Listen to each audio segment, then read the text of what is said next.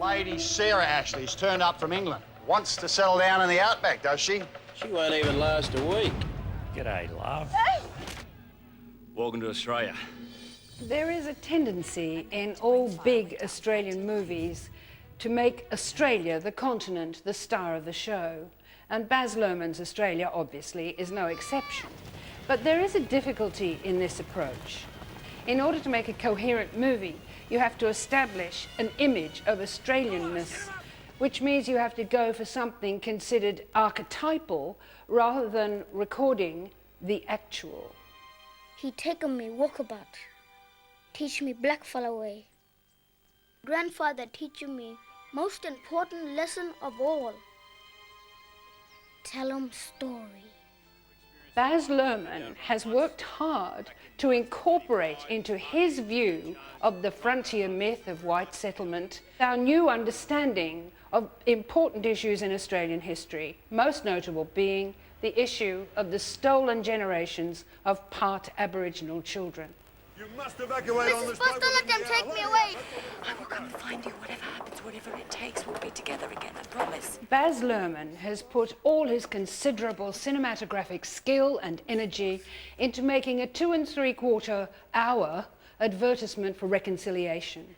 The process whereby the white fella stops beating up on himself for 200 years of abuse and exploitation of Aboriginal peoples, asks for forgiveness and is forgiven.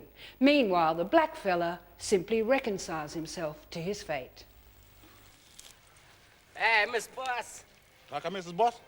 Given the fact that Luhrmann's film is largely emblematic, we can't be surprised that he has scant regard for actual geography. The drover and Lady Sarah have to cross a desert to get from Arnhem Land to Darwin, which is strange. And the desert they cross is called the Currumin Desert, and there's no such place in Australia. All of which bodes ill for that other function that has been adduced for Baz Luhrmann's Australia, which is namely revitalising Australian tourism. It's pretty difficult to entice tourists to a country if they are expecting to visit places that don't exist. Johan, Baz Luhrmann set out to make this epic story of Australia. Were you swept up in it? It's appalling and ludicrous, and I loved it. I think this is one of the great turkeys in Hollywood history. It basically has, Baz Luhrmann uses the strategy of schlock and awe. He has this ludicrous melodramatic storyline and these awesome images of Australia. And just the worst dialogue I've ever heard in a film. The great line, I mix with dingoes, not duchesses. I mean, it literally has a villain who twiddles his moustache and has, I was going to say he has the psychological depth of Darth Vader, but actually Darth Vader has more psychological depth than the characters in this film. And it's joyous. I mean, Germaine and I saw it in a cinema where literally the audience cackled with glee throughout the whole film. It's so funny. Don't you think? Ian? It is. The thing is, life is very short, isn't it? And, you know, I'm 52 now. You looked ahead to kind of not having much time left. So I've wasted 2.5 hours of my life watching this terrible thing. And you're right, people laugh. There was a fantastic bit that people laughed at where a vicar and some kids were singing on a boat coming through the mist, and you thought, wow, that is so bad that people laughed with the sheer joy. Yeah, because the thing is, I it. suppose that what you could say is that in among all the different genres, that one of the genres that he was after was goofy comedy, but it was just maybe goofy comedy at the wrong points. Definitely. At some points you think, what I don't want now is any goofy comedy. Then suddenly somebody comes on a pair of comedy glasses, you think, oh, the it's the wrong Japanese are moment. bombing, let's have some goofy comedy. You can make films, can't you, that are emblematic of a country, and there have been lots of great Australian films that tell you things about Australia, small films maybe, like Breaker Morant, you know, My Brilliant Career, films that are about elements of Australia. It is possible to do that well. You actually saw more of Australia in My Brilliant Career. Yeah. It's curious, isn't it? I'm so naive. I honestly thought that it would be wonderful landscapes with a few figures in it. Instead, it was the wonderful landscape of Nicole Kidman's paralysed face.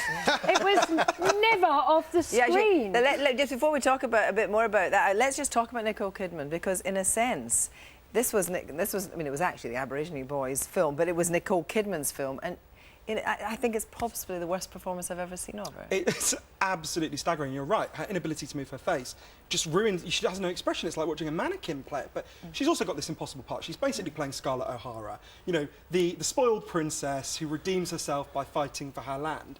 But it's so ludicrous, and the representation of the Aborigines is so absurd. I mean, apart from I actually think it is a borderline racist film.